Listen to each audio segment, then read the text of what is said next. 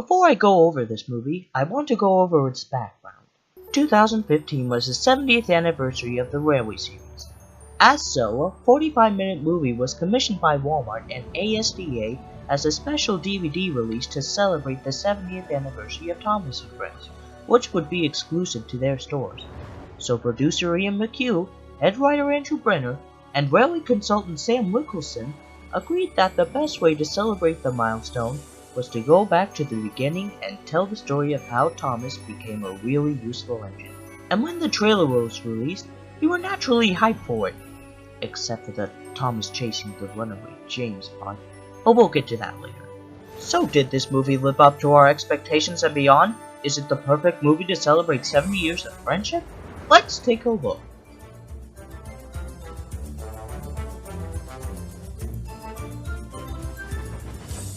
This movie opens with a wonderful, breathtaking montage, with improved animation from art, especially compared to seasons 17 through 18, King of the Railway and Tale of the Brave.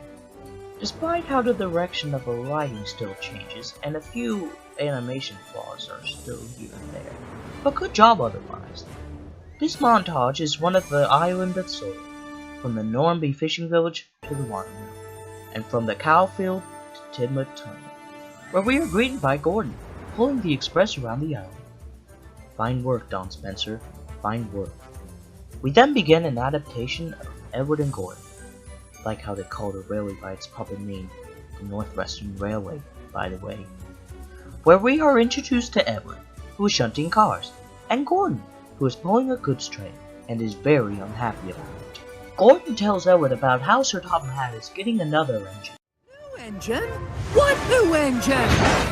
Haven't you heard? Sir Topham Hatt is getting another engine. That last one he got, with the wooden brake blocks, was much too small to be really useful. But I'm not small! We are then introduced to James, who is now voiced by Rob Rackstraw on the US dub.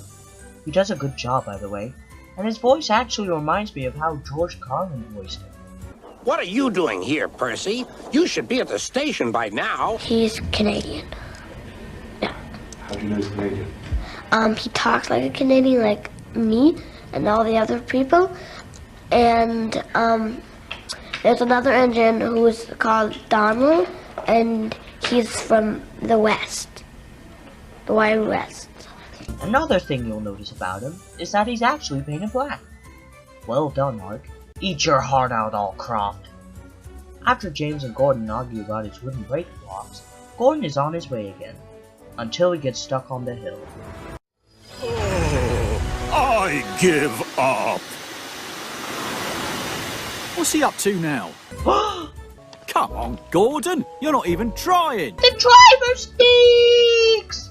We are then introduced to Sir Topham Hatt, who is now voiced by Keith Wickham in the US as well as the UK dub, who gets the call about Gordon. He then sends Edward to give him a push. Hello, Gordon. I've come to push. No use at all. A small engine like you. I'll just overlook that. Edward is soon successful at pushing Gordon up the hill.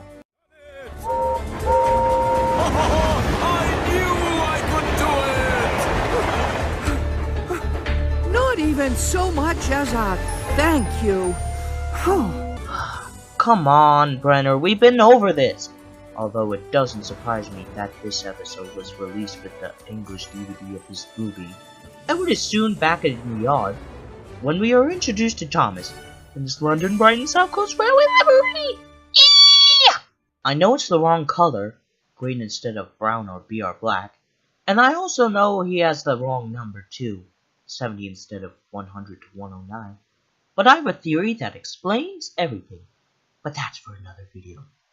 Also, Thomas is now voiced by Joseph May in the US dub, who also does a good job. Edward is surprised to find out that Thomas is a tank engine, and Thomas is offended. Well, I was big enough to do my work on the mainland. Wait! All I meant was, you're not as big as I am. I may not be as big as you, but I'm very hardworking. Gordon is also surprised to find out that Thomas is a tank engine, and he teases him about it, and chortles away. Edward apologizes for Gordon, and then he introduces himself. So does James. Hello, hello, hello! And here comes the boss. Sir Topham Hatt. Okay, that was a little funny. Sir Topham Hatt is pleased to see Thomas. Yes. The faces of his assistants are priceless. After the engines lap, they set to work. And as Thomas works, we have the return of the song Really Useful Engine. Some fans say the song doesn't belong with this scene because the song praises Thomas for being really useful while he's having a hard time working. I beg to differ. I think the song suits the scene for comedic purposes. Watching this scene alone really wouldn't be that funny, but with it, I can't help but chuckle. If you were to ask the team why the song was put in here, they probably would say, ironically, of course.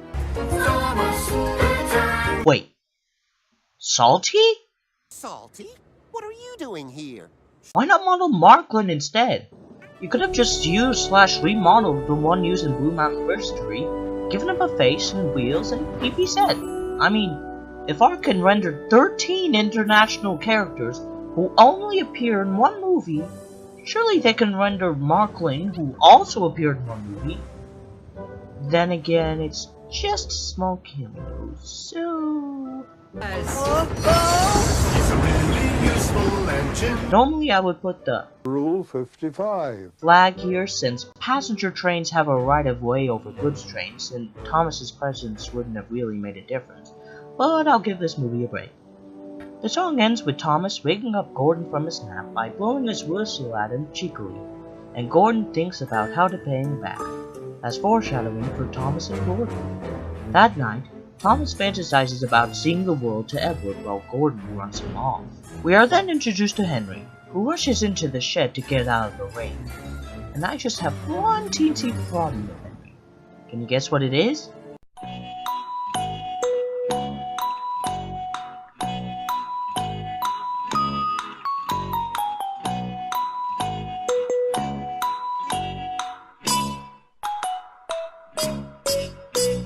If you guess C, you're absolutely right.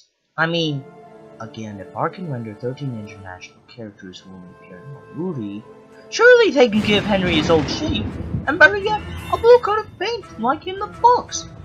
I know the fact that Henry being painted green in his backstory and blue here would be confusing, but if they can give James his proper livery, why can't Henry have his proper livery, or shape? Oh well. Maybe it has something to do with the Henry-Gordon confusion. But still, we could have gotten some potential blue Henry merchandise. You know, other than that wooden railway model from 2005 to celebrate the 60th anniversary. And it's not even completely painted blue.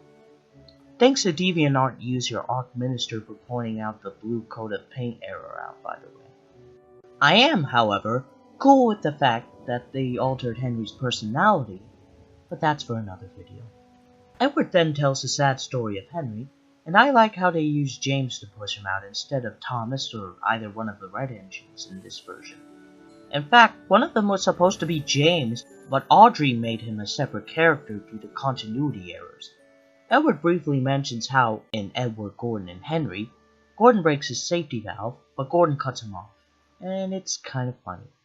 Now to talk about the order of the stories. I like how they do an adaptation of Edward and Gordon, the sad story of Henry, and the brief mention of Edward, Gordon, and Henry is also clever. However, Flute Girl 2406 has pointed out in her review that while they are told in order, they didn't happen in order. Edward telling Thomas the sad story of Henry and the brief mention of Edward, Gordon, and Henry happened after Edward and Gordon. I don't really have a problem with this though. The problem I do have is that they didn't adapt Edward's Day Out. The event that took place there isn't even acknowledged. That's right, folks. It was the first Railway series story ever told, and it wasn't even mentioned. Although I can see why they didn't include it, seeing as how this movie is only 45 minutes long, and there's only so much you can do in that running time. Plus, it would have made the plot rather unfocused. Maybe they can do an adaptation of the story in an episode as a sort of flashback. At least that would make a better bonus episode for the DVD. The next day, Thomas is sent to the steamworks to be repainted. I like this sequence, not to mention the Tickle Pink reference in it. When Thomas is done, he rushes out to show it to Edward. Look! I'm blue, just like you! You're also #1. Does that mean I'm the best? The last #1 was a coffee pot. Wait, what? Coffee pot? Coffee pot is just a nickname for an engine with a boiler that points up in the air. Like those things people make coffee in. Coffee pot engines used to look after one of the branch lines, but they don't work there now. Although, I think the last one might still be on a siding. The coffee pots are canon now? Thanks, Sam Wiggleson! Thomas then finds out that he won't be working as much with Edward anymore. Disappointed, he goes off to fetch Gordon's coaches instead, but accidentally gets Andy and Clarabelle by mistake. Where are you taking us? To Gordon! It's time for the express! But we're not the express coaches! Thank you for acknowledging that. I'm terribly sorry, your ladyships. You see, I'm new around here. I'm Thomas. Oh, what a sweet little engine. Indeed, Annie. Delightful. He'll go far, Clarabelle. Just you wait and see.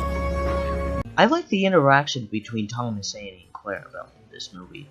It shows how they first met and why they are together, as opposed to the two coaches' acknowledgement at the end of the Thomas story arc. I like the Thomas and the Magic Railroad musical reference there too. We are then showed through the best shot in Thomas history, again, props to Don Spencer, how Thomas is getting used to working in the yard on his own. Here's the games! Odd that they place a reference from The Shining here, but still quite funny. Also, some might see this foreshadowing as forced, but I think it blends in with the movie pretty well. Thomas then sees Henry at the water tower and asks him about why he hid the tunnel. Well, rain is just water. The same as you put in your boiler. So, how could you be afraid of it? I don't know, Thomas. I can't explain it. I just am.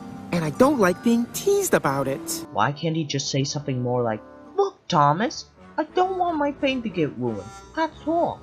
And I don't like being teased about it." Instead of that, we then start the story of Thomas and Gordon. Thomas has trouble getting his fire lit, and when he does, he fetches Gordon's coaches just in time for the express. However, Gordon still hasn't forgiven Thomas for waking him up for his nap, so he starts off so quickly just before Thomas could be uncoupled. Gordon speeds down the line with Thomas panting and wheels aching behind. Edward! Thomas! Okay, his face is priceless. At last, they stop at Wellsburg, and Thomas is uncoupled. Ha! Well, little Thomas, now you know what hard work is like, don't you? Thomas then puffs slowly away to rest and have a long drink. Thomas is back in the yard again the next day. It's not fair. All the engines pull trains except for me. I never go anywhere. Then he notices the breakdown train, and the cranes now have faces. They're known as Judy and Jerome, while their coach remains faceless. Aww. Oh well. Maybe it'll get a face when the breakdown train returns. Plus, Judy and Jerome's overreaction made me chuckle. Andy and Clarabelle call Thomas over to them, and Thomas apologizes to the two cranes for disturbing them. Andy and Clarabelle tell Thomas about the breakdown train, and Thomas promises not to disturb them again.